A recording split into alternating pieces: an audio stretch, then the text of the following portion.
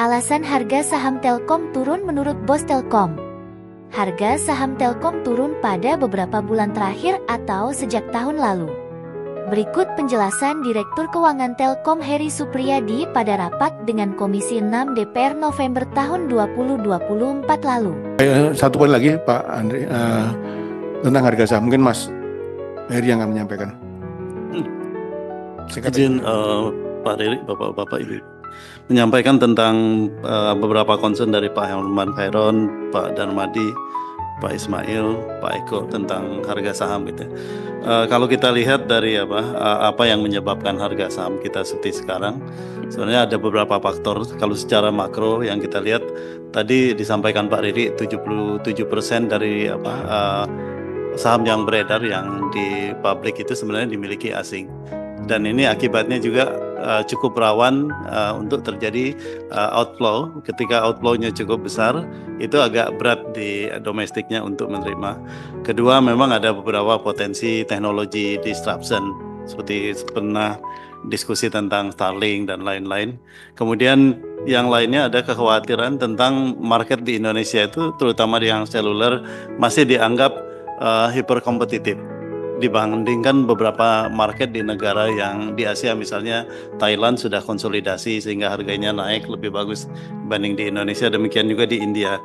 Nah, dengan kondisi itu dari sisi makronya. Kemudian dari fundamentalnya sendiri, dari kinerja kita memang ada tekanan terutama di bisnis konsumer kita.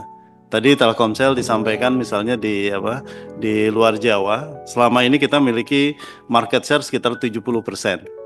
Nah, tentunya dengan masuknya operator lain, ada sebagian market share kita yang akan keambil. Itu yang juga concern dari Pak Darmadi tadi. Mungkin pertanyaannya bagaimana kami mengurangi tekanan tersebut, yaitu dengan tentunya kami menjaga valuable customer kami.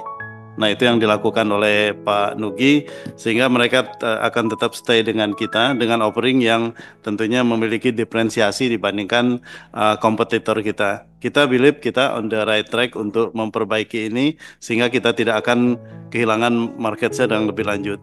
Kemudian tadi pertanyaan juga tentang legacy bisnis kita, SMS, voice kita 3 kuartal ini dibandingkan tahun lalu itu turun sekitar 2,9 triliun. Ini teknologi dan lifestyle yang tidak bisa kita stop. Yang perlu kita lakukan adalah mencari kompensasinya yang berasal dari digital connectivity dan segala katakanlah aplikasi yang di atasnya. Ini akan terus berlanjut karena dibandingkan operator lain kita masih cukup tinggi porsinya. Masih ada mungkin sekitar 10% sampai akhir tahun. Tahun depan pasti akan turun lagi.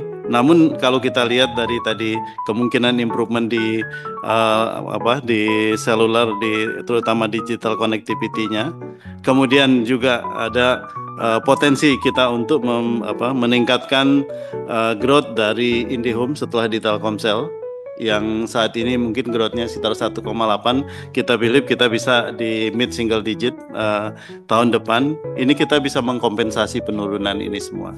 Kemudian ditambah dengan beberapa upaya untuk efisiensi baik dari CAPEX maupun OPEX, kita bisa menjaga katakanlah profitabilitas kita, memperluas market kita.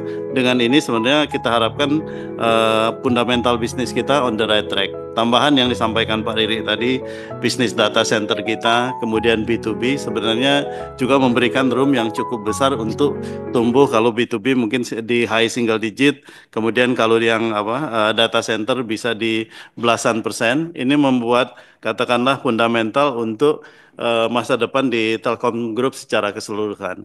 Dengan ini kami believe sebenarnya di medium term perusahaan ini on the right track. Kira-kira demikian, Pak.